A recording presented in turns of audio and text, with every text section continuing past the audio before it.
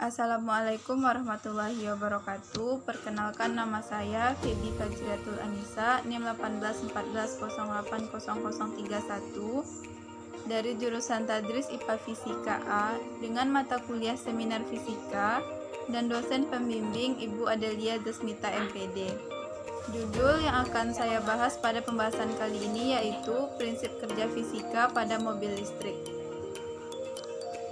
Di sini saya akan membahas 3 pembahasan. Yang pertama, pengertian mobil listrik dan perkembangan mobil listrik. Yang kedua, cara kerja mobil listrik 2CC berdasarkan kecepatannya dengan menggunakan rem cakram double piston. Dan yang ketiga, keunggulan dan kelemahan mobil listrik dengan mobil konvensional. Yang pertama, pengertian dan perkembangan mobil listrik. Pengertian mobil listrik. Mobil listrik adalah salah satu kendaraan yang diciptakan untuk mengurangi emisi gas buang pada lingkungan manusia. Mobil listrik adalah mobil yang digerakkan dengan motor listrik menggunakan energi listrik yang disimpan dalam baterai atau tempat penyimpanan energi lainnya. Mobil listrik memiliki beberapa kelebihan dibandingkan dengan mobil berbahan bakar BBM secara umum. Hal yang paling utama adalah mobil listrik tidak menghasilkan polusi udara. Selain itu, mobil listrik juga mengurangi efek rumah kaca karena tidak membutuhkan bahan bakar fosil sebagai penggerak utamanya. Selanjutnya, perkembangan mobil listrik. Mobil listrik sangat populer pada akhir abad ke-19 dan awal abad ke-20. Tapi kemudian popularitasnya meredup karena teknologi mesin pembakaran dalam yang semakin maju dan harga kendaraan berbahan bakar bensin yang semakin murah. Di Indonesia tidak ketinggalan dalam mengambil bagian dalam memproduksi mobil listrik ini. Walaupun masih berupa purwarupa, mobil listrik buatan anak bangsa cukup menjanjikan. Saat ini ada 2 model mobil listrik Indonesia, yaitu mobil listrik Ahmadi dan 2CC. Dirilis pada tanggal 20 Mei 2013 dan dilakukan uji coba bus listrik untuk Apex tahun 2013. Yang kedua, cara kerja mobil listrik 2CC berdasarkan kecepatannya dengan menggunakan rem cakram double piston. Pertama-tama kita membahas dulu tentang prinsip kerja mobil listrik secara umum. Cara kerja mobil listrik secara umum adalah yang pertama, ketika pedal mobil ditekan maka controller akan mengambil serta mengatur daya listrik dari baterai traksi dan inverter. Yang ketiga, dengan pengaturan dari controller ini, inverter kemudian mengirimkan sejumlah energi listrik ke motor atau sesuai dengan kedalaman tekanan pada pedal. Yang keempat, motor traksi listrik mengubah energi listrik menjadi energi mekanik atau disebut juga dengan rotasi. Yang kelima, putaran dari rotor pada motor akan memutas transmisi sehingga roda berputar, lalu mobil pun bergerak. Cara kerja mobil listrik 2CC berdasarkan kecepatannya dengan menggunakan rem cakram double piston. Selain menggunakan energi yang ramah lingkungan, sebuah kendaraan harus memperhitungkan faktor keamanan bagi pengemudi maupun penumpangnya. Salah satu aspek yang diperhatikan yaitu sistem pengereman kendaraan. Rem sendiri berfungsi untuk mengurangi kecepatan dan menghentikan laju kendaraan. Pengereman yang baik adalah ketika jarak pengereman dan sudut pengeremannya sesuai dengan standar, yaitu jarak pengereman yang pendek dan sudut pengereman 0 derajat. Prinsip kerja rem adalah mengubah energi kinetik kembali menjadi energi panas untuk menghentikan kendaraan.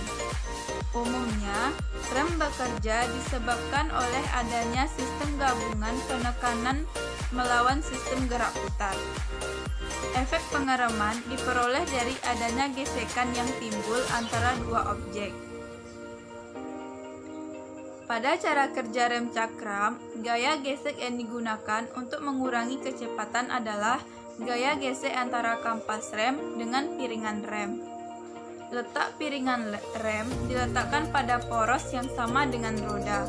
Maka pada saat kampas rem menekan piringan rem, secara otomatis akan mengurangi kecepatan pada roda. Selanjutnya, rem cakram terdiri atas komponen utama, yaitu yang pertama pedal rem. Pedal rem adalah komponen pada sistem rem yang dimanfaatkan oleh pengemudi untuk melakukan pengereman. Gambar dari pedal rem dapat dilihat pada gambar berikut. Yang kedua, master cylinder. Master cylinder berfungsi meneruskan tekanan dari pedal menjadi tekanan hidrolik minyak rem. Yang ketiga, katup pengimbang. Katup pengimbang ini bekerja secara otomatis menurunkan tekanan lebih kecil daripada daya pengereman roda depan. Yang keempat, flexible hose. Flexible hose berfungsi untuk menghubungkan pipa rem dan rem roda untuk mengimbangi gerakan suspensi. Dan yang terakhir, pipa rem. Pipa rem adalah pipa saluran minyak rem yang menghubungkan master cylinders dengan roda. Pembahasan yang ketiga yaitu keunggulan dan kelemahan mobil listrik dibandingkan dengan mobil konvensional. Yang pertama, keunggulan. Keunggulannya yaitu yang pertama, mobil listrik lebih hemat energi, ongkos mobil listrik lebih murah, dan biaya pemeliharaan mobil listrik lebih murah. Kekurangan dari mobil listrik ini yang pertama, biaya operasional. Biaya operasional disebabkan oleh 3 hal, yaitu yang pertama, baterai. Waktu pengisian baterai lebih lama, bisa memakan waktu antara 4-6 jam hingga penuh dengan jarak tempuh 160 km.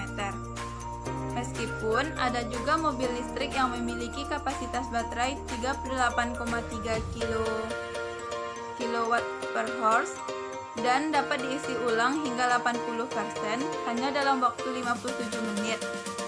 Disebut dengan fast charging dengan jarak tempuh 337 km. Yang kedua, daya listrik rumah. Dan yang ketiga, pajak kendaraan mobil listrik. Yang kedua, kelengkapan infrastruktur, yakni kurangnya tempat pengisian bahan bakar umum mobil listrik. Karena kebutuhan listrik cukup besar, maka hanya bisa dinikmati oleh daerah-daerah tertentu, terutama di kota-kota besar yang memiliki jaringan kelistrikan yang lebih stabil. Dan yang terakhir, performansi atau daya tempuh. Performansi atau daya tempuh ini bersifat trade-off, yaitu di satu sisi, dari segi dimensi yang kecil membuat mobil listrik jauh jadi lebih dinamis, namun hanya cukup untuk 2 orang penumpang atau belum pas untuk mobil keluarga. Sedangkan apabila bersifat mobil penumpang seperti SUV yang bertenaga listrik murni dapat menempuh jarak sejauh 405 km dengan 1 kali pengisian daya baterai penuh. Namun harganya yang masih kurang terjangkau khalayak ramai. Referensi yang saya ambil yaitu yang pertama, jurnal Syarif Hidayatullah dengan judul Pengukuran Kecepatan Mobil Listrik Menggunakan Switch Pass On pada Kompetensi Mobil Listrik Indonesia. Yang kedua, jurnal dari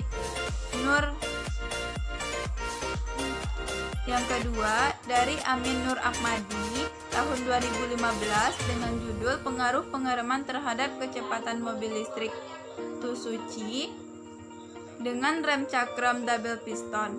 Dan yang ketiga, jurnal dari Sarifuddin tahun 2016 dengan judul Perbandingan Akselerasi Mobil Listrik Tsuzuki dengan menggunakan sistem penggerak model gear ratio dengan model in-wheel.